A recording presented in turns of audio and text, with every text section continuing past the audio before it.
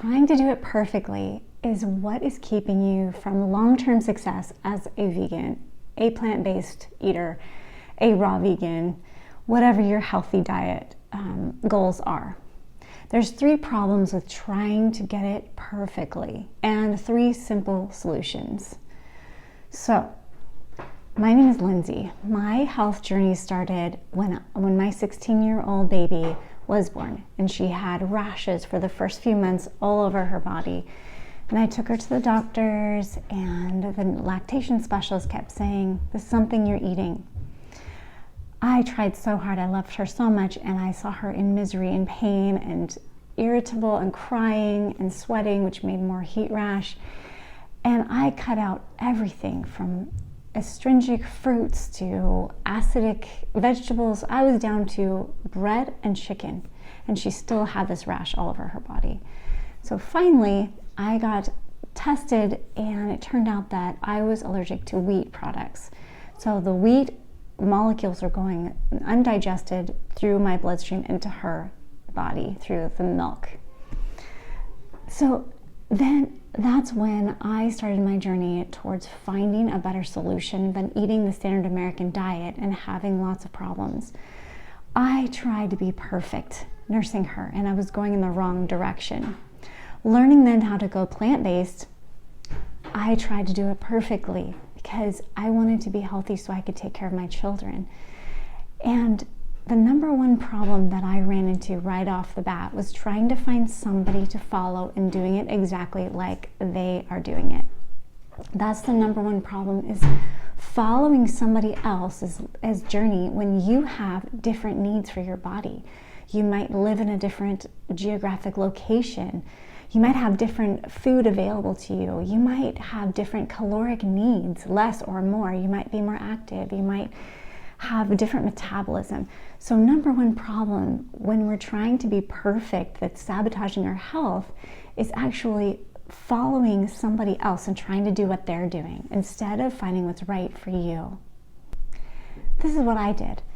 I would follow people. I'd learn and learn and learn, but they lived in Thailand, or they didn't have any children, or they were self-employed and they had lots of income, or fill in the blank that did not apply to me. So that was the number one thing that I had to learn, was stop following what other people are doing, because it's just frustrating and it will derail your progress. The second reason that you might be failing trying to do this perfectly is you don't have support. Maybe you're the only one in your life that is following a vegan diet or a raw vegan diet, and no one else is with you. And you're trying to figure it out on your own, but you're like a fish swimming upstream against the current, and everybody else is going down. And you're trying to figure it out on your own, and you're trying to do it perfectly without support.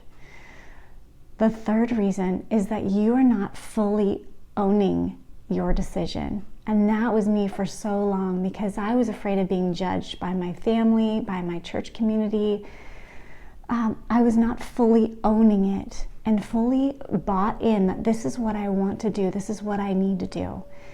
So when these 3 things, when you're trying to do it perfectly, but you are following the wrong person, you do not have support, and you are not fully invested in what you're doing, you're just going to have a struggle. There is not one size that fits all. I do believe that humans optimally have a species-specific diet. From Genesis 1:29, when God originally set this whole thing up, he told mankind what they should eat, and they had no health problems. However, within that framework of a plant-based diet, everyone has different needs. So it's important, not one size does really fit all. And there's so many rules out there, and there's so many YouTubers and influencers that are shaming people if they don't eat 100% this way or 100% that way. And I even heard, someone actually told me personally yesterday, a very successful, raw food guru, he's like, if you don't eat 100% raw, you will still be sick. Even 1% cooked, you will be sick. That does not sound like freedom to me. That sounds like a dogmatic, legalistic very stressful way to exist, and that is not sustainable. So there's so many rules. Don't listen to all the influencers.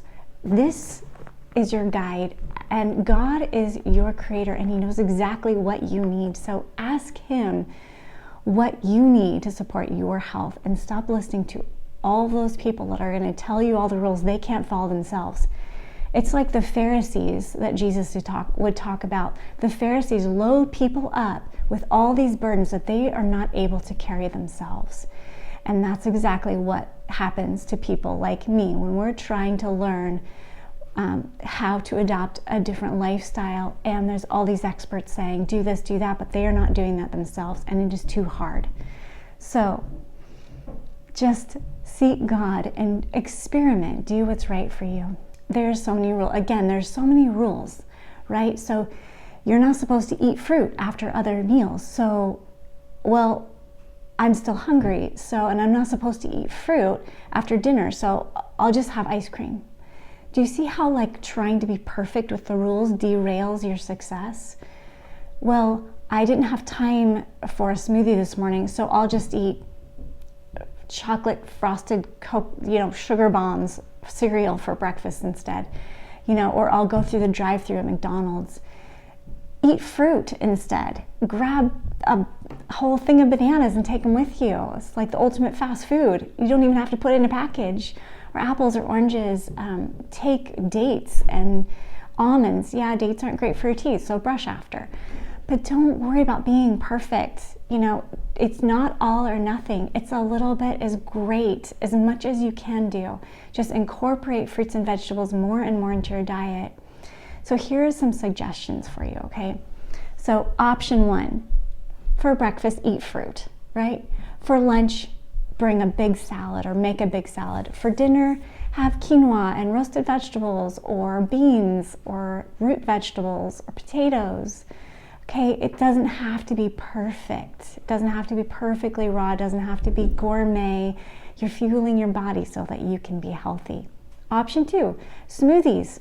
If you're busy and you don't mind, drink smoothies for breakfast and lunch. I would recommend, the bigger size if that's your meal, but pack it full of fruit and greens and be on your way. I mean, it couldn't be easier, and your body will thrive. It takes a little bit to get used to, but it's so good for you, and it's easy, and it does not have to be perfect. You can change it all up, mix it up. Don't worry about all the rules. Just get the nutrition in your body. Smoothies morning, smoothies at noon, and then maybe a huge salad in the evening with nuts and seeds and avocado. And it can be so simple, right? Or if it's winter, you don't want cold things, don't throw out the vegan thing or even the raw vegan thing or the plant-based because it's winter time. Right now it's winter. It's hard to drink smoothies that are with frozen fruit. So if that's you and you can't do raw smoothies and raw fruits and vegetables in the winter time, don't go back to processed garbage.